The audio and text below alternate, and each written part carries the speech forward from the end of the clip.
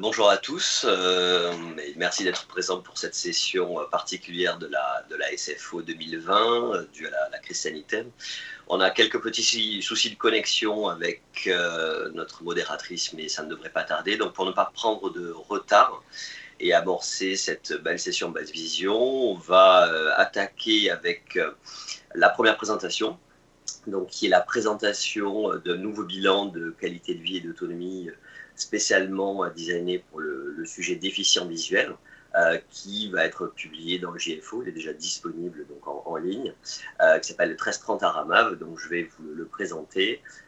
Je suis le docteur Luc Jean-Jean, donc chef de service du service d'ophtalmologie au CHU de Nîmes et médecin-chef à l'Institut Aramav, qui est une clinique spécialisée en rééducation basse vision.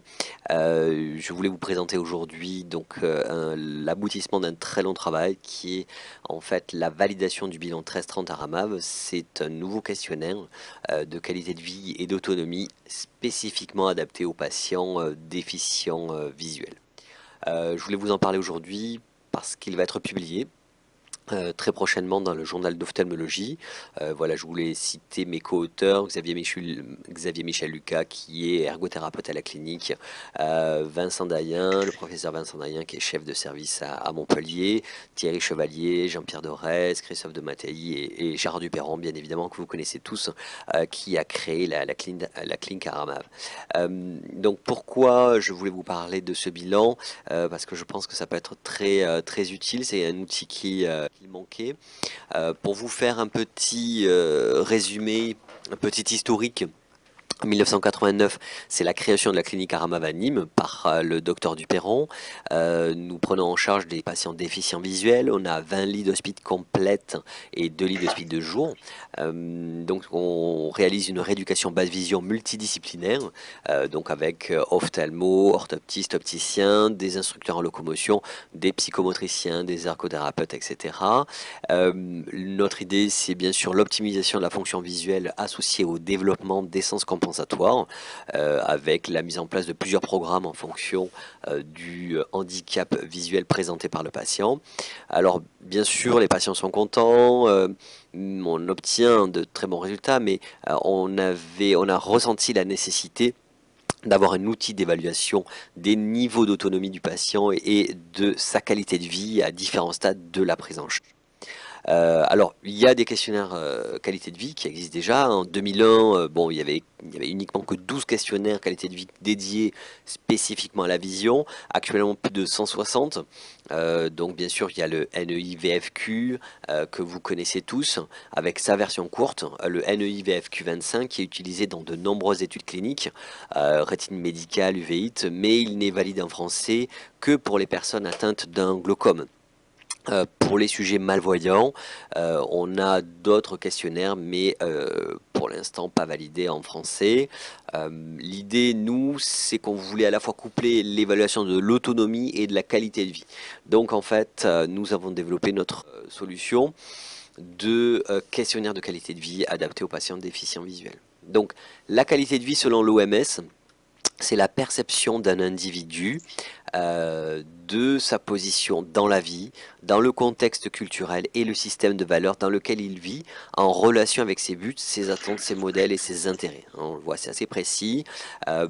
Alors on voit que la FDA et l'Agence européenne du médicament préconisent l'utilisation de PROM, donc les Patient Reported Outcome Measures, pour l'évaluation de nouveaux traitements, que ce soit médicamenteux ou autres. Ces PROM, donc consiste à une liste de questions qui permettent d'évaluer des informations sur la santé des patients de leur propre point de vue. Ces questions vont être regroupées en plusieurs items, donc on va avoir plusieurs choses à explorer qu'on regroupe dans ce qu'on appelle des dimensions. Je vous montrerai tout à l'heure ce que c'est. Il faut savoir que ces questions de qualité de vie sont de plus en plus utilisées au cours d'études cliniques et parfois même en critères de jugement principal. L'intérêt, c'est qu'en fait, on peut mettre en évidence des différences entre deux types de prise en charge à effet clinique égal. C'est-à-dire, par exemple, en ophtalmo, une épaisseur maculaire centrale en OCT, une acuité visuelle. Finalement, bien sûr, c'est intéressant d'avoir une épaisseur maculaire, Mais ce qui est intéressant, c'est est-ce que le traitement va avoir un impact sur le patient, sur sa qualité de vie globale. Donc la prise en charge, c'est vraiment la prise en charge globale et pas seulement une injection, une molécule. Donc c'est l'intérêt en fait de ces scores de qualité de vie qui à mon avis sont très intéressants. Alors le bilan 1330 à Ramav a deux parties, comporte deux parties. On a une partie autonomie avec 9 groupes d'activités de la vie quotidienne ou à vécu, donc les soins personnels, la prise des repas, la cuisine, la préparation des repas, les activités domestiques, les finances, la vie en société, la vie pratique et les déplacements extérieurs. Au total, on a 73 items regroupés donc en 9 dimensions. Hein, ce sont des groupes d'activités. Hein, donc ces 73 items sont regroupés en 9 dimensions. On va avoir sur chaque activité plusieurs questions, c'est-à-dire le niveau de réalisation et le type d'aide requise. Et à partir des réponses du patient, vous allez avoir une évaluation subjective donc par le patient lui-même du handicap selon une échelle qui est de 0 à 9. Vous avez l'échelle de réalisation qui est sur cette diapo. Donc vous voyez qu'en fait, on peut classer la difficulté du patient de 0 à 9. Il faut savoir aussi que le patient peut ne pas faire l'activité, mais ce n'est pas lié à sa base vision. Et on marque donc ne s'applique pas qui va annuler l'item pour ne pas diminuer artificiellement les scores d'autonomie. La deuxième partie, c'est la partie qualité de vie qui est très importante, c'est-à-dire que finalement, est-ce que le patient est satisfait de la situation? Parce qu'on peut avoir des patients qui sont très handicapés, mais finalement qui sont très aidés et assez satisfaits de la situation. Et inversement, des patients qui sont peu handicapés, mais par contre qui sont extrêmement satisfaits de la situation. Donc c'est bien de pouvoir découpler ces deux aspects. Donc là, pour la partie qualité de vie, on a 10 groupes d'AVQ, donc 10 dimensions, c'est-à-dire les 9 dimensions d'autonomie, plus un groupe de 4 items loisirs. Donc ce qui nous fait 77 items au total, qu'on classe selon une échelle de Likert à 5 états. Donc vous voyez un exemple sur la diapo. Donc là, en l'occurrence, le patient effectivement est très insatisfait de sa situation. On voit il y a juste l'utilisation d'un téléphone filaire qu'il arrive à faire sans aucune difficulté avec un aménagement technique. Donc on voit l'intérêt de classer chaque item en fonction du ressenti du patient. Donc les scores, on va aboutir à un score, c'est-à-dire que c'est tout simplement un pourcentage par rapport à un score parfait, un score global. Donc on va avoir bien évidemment une variation de ces scores dans le temps, ce ne sont pas des scores figés, puisqu'en fait ça va changer en fonction de l'évolution de la pathologie. Patient glaucomateux qui va perdre la vue petit à petit, voilà, on va avoir bien sûr une évolution de son score, et bien sûr en fonction de la prise en charge, puisque ces scores peuvent également monter. Ça c'est le but de notre prise en charge de rééducation basse vision. Donc, on utilise à la Ramav ce bilan pour les indications, parce que parfois, en fait, on a des scores d'autonomie assez faibles, mais par contre, des scores de qualité de vie qui sont très hauts, donc ce qui signifie que le patient n'est pas prêt à notre sens pour une rééducation, et inversement, des patients assez peu handicapés en termes d'autonomie, mais par contre vraiment très insatisfaits de leur état. Donc ça nous aide en fait à prescrire la rééducation et le type de programme. Et bien évidemment, ça nous permet également de suivre les progrès avec l'objectivation des résultats avant. Donc voilà un exemple de capture d'écran donc du bilan 1330. Donc voilà le bilan. Donc, vous avez les 10 dimensions par exemple, donc les soins personnels, prise de repas, donc jusqu'au loisir. Donc on va commencer par exemple les soins personnels. Et là vous allez avoir là tous les items. Donc par exemple assembler harmonieusement vos vêtements. Et là il suffit de cliquer. Donc sur cette diapo, donc on voit, ça fait le bilan un petit peu, donc reconnaître, utiliser les couverts, vous servir dans un plat, etc. Et vous avez le récap, en fait, le niveau de réalisation avec difficulté, avec aide ou sans aide, et le niveau de satisfaction. Donc là, vous voyez, pour chaque dimension, vous allez avoir les résultats qui vont s'afficher avec donc un score global ici qui est assez faible. Donc on va avoir ici un score global d'autonomie de 29% chez ce patient qui était un exemple. On va avoir aussi ces résultats-là sur la moyenne de satisfaction, qui va s'afficher sur un code couleur. Donc par exemple, ce patient qui a un score d'autonomie de 29% et un score de qualité de vie de 3% qui est très très faible. Donc là c'était un exemple, ce n'était pas un vrai patient ici, mais on voit l'intérêt de découpler encore une fois ces deux scores.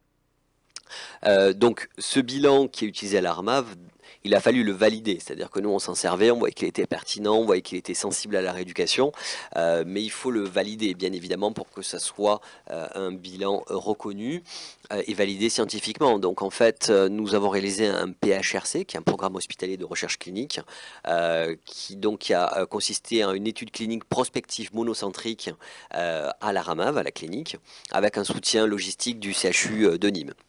Donc les critères d'inclusion, c'était des patients avec une acuité visuelle inférieure à 5 dixièmes sur le meilleur œil ou une altération du champ visuel à l'origine d'une plainte fonctionnelle. Les critères d'exclusion, c'était refus du patient bien évidemment ou un MMS inférieur à 24, un des troubles cognitifs qui n'était pas compatible avec le passage du bilan. Nous avons comparé notre bilan avec un bilan ergothérapeutique pour la partie autonomie et un bilan de qualité de vie SF6, un bilan générique, donc pour la partie qualité de vie. Et nous avons étudié la reproductibilité, la sensibilité au changement et la validité du questionnaire. Donc les résultats, on a inclus 231 patients sur 44 mois, avec un âge moyen de 60 ans. Là, les chiffres entre parenthèses, c'est l'écart type à chaque fois. Je vais vous épargner ça, on va pas le dire à chaque fois. Mais donc vous voyez que sur l'acuité visuelle, on avait des patients, donc 24 patients entre 3 et 5 dixièmes, on avait 81 patients entre 1 et 3 dixièmes, 31 patients entre 1 vingtième et 1 dixième, 22 patients contre les doigts et un vingtième.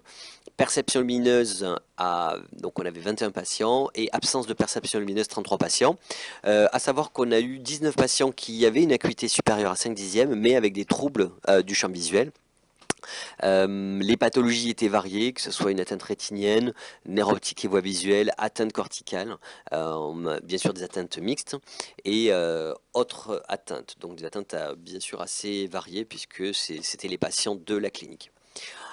Donc les scores 13-30 à RAMAV avant et après rééducation, basse vision, donc on voit que les scores d'autonomie avant-après progressent de manière spectaculaire puisque l'autonomie passe de 58% à presque 80% après rééducation et le score moyen de qualité de vie passe également de manière assez spectaculaire de 41% à 77% après la rééducation.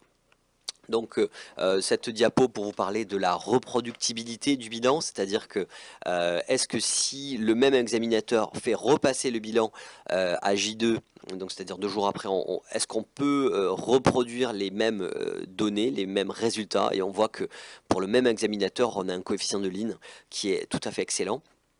La même chose si pour des examinateurs différents, donc c'est la reproductibilité interopérateur, on voit qu'elle est tout à fait excellente, qui est supérieure à 0,9, là on est à 0,91, donc c'est une très, très bonne reproductibilité. Alors ensuite on a testé la sensibilité au changement, c'est-à-dire est-ce que ce bilan est sensible à notre prise en charge, à une rééducation basse vision. Bon, on voit que la progression moyenne des scores d'autonomie est mesurée à plus de 20 points avec une sensibilité vraiment avec un petit p qui est inférieur à 0,01, donc très très importante. Et pareil pour la progression moyenne des scores de qualité de vie avec une progression moyenne de plus de 36 points. À noter qu'on peut également voir la progression moyenne par dimension pour la partie autonomie. On voit également que la progression est très importante, notamment sur la partie finance. On voit que sur la partie soins personnels, la progression est moins importante. Malgré tout, ces scores sont tous très très positifs. Et enfin, il faut tester la validité interne et externe. Donc, tout simplement, il faut vérifier si les items d'une dimension sont bien regroupés, s'il n'y a pas des items redondants, si on ne redemande pas deux fois la même chose sur des questions assez proches. Donc, en fait, ici, on a utilisé le coefficient de Cronbach qui est également très bon, puisque c'est acceptable à partir de 0,7. Et là, on a des scores qui sont au-delà de 0,8, donc 0,87 même pour le minimum pour la partie autonomie et à plus de 0,9 pour l'ensemble des items, que ce soit pour la partie autonomie ou qualité de vie. Donc on voit qu'on a une bonne cohérence interne. On a également testé la validité, donc la externe, la validité externe, donc avec la comparaison avec le bilan SF6, c'est-à-dire qu'on ne compare pas la même chose avec un bilan SF6 qu'avec le bilan 1330. Là également, ça a bien été validé. Donc, au niveau conclusion et perspective, finalement, on a validé ce bilan 1330, qui est le premier questionnaire généraliste d'autonomie et de qualité de vie, spécifiquement dédié aux patients déficients visuels et validé en français. C'est une échelle qui est multidimensionnelle, elle est fiable, cohérente, structurée. Elle présente une très bonne sensibilité au changement après rééducation basse visio. Actuellement, elle n'est uniquement validée que chez le sujet adulte déficient visuel, puisque nous ne recevons pas d'enfants à la RAMAV. À savoir que le remplissage du questionnaire est quand même assez long sur papier, donc nous, on avait un logiciel sur ordinateur, et là, actuellement, pour diffuser le plus largement possible, on a mis au point une application mobile qui est en fin de développement, là, elle est en cours de débugage, donc elle devrait être rapidement accessible à tout le monde. Bien sûr, ce bilan, il est intéressant pour programmer une rééducation basse vision sur mesure, c'est-à-dire qu'on arrive à voir les différents items qui posent problème chez le patient et mesurer les progrès du patient après une prise en charge, et même à distance, puisque c'est un questionnaire qu'on peut faire passer par téléphone. Donc en fait, l'idée, c'est d'évaluer les patients même à distance, par exemple à 6 mois d'une rééducation basse vision, pour voir si le patient a bien conservé ses acquis. Les utilisations potentielles futures, l'idée, ça offre une nouvelle possibilité d'évaluer en fait une prise en charge innovante, une nouvelle prise en charge thérapeutique, que ce soit médicale, chirurgicale, rééducative. Mais pour ce point précis, ce sera bien à préciser par des études cliniques prospectives, puisque pour l'instant, ce bilan, on a montré sa sensibilité à la prise en charge d'une rééducation basse vision. Bien évidemment, pour objectiver autre chose, il faudra bien sûr l'utiliser, le prouver par des études ultérieures. Voilà, je voulais vous remercier pour votre écoute. Si vous aviez des questions, voilà, vous avez mon mail évidemment. Je vous tiendrai au courant pour ceux qui sont intéressés de l'avancée de cette application mobile. Et pour ceux que ça intéresse, donc la publication de cet article dans le journal français d'ophtalmologie, là c'est tout à fait imminent, et vous pouvez d'ailleurs le trouver sur Internet actuellement à l'heure où je vous parle. Merci pour votre écoute, et à tout à l'heure peut-être si vous avez des questions.